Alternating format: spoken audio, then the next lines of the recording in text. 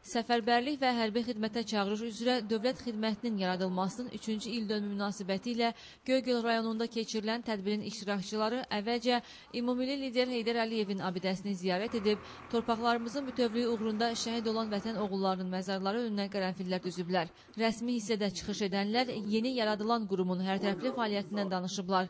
Qeyd olunub ki, yeni xidmət cəmiyyətlə çağırış komissiyaları arasında əlaqəni möhkəmləndirib və şəffaflığa zəmin yaradıb. Nəticədə son illər ölkədə ordudan yayınma tamamilə aradan qaldırılıb.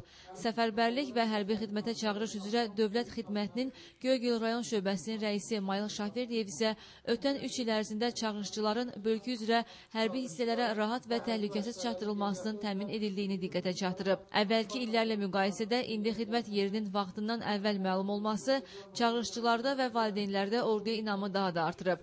Dövlət xidmətinin fəaliyyəti dövründə şöbə əməkdaşlarının iş şəraitinin yaxşılaşdırılması istiqamətində mühüm işlər görülüb. Hazırda Göygöl rayonunda da müasir bina inşa olunur. Yığıncağın sonunda bir qrup əməkdaşa fəxri fərman və xatirə hədiyyələri təqdim olunub. Türkan Vahid qızı, Natiq Hüseyin, Səbuh İbrahimli, Göygöl.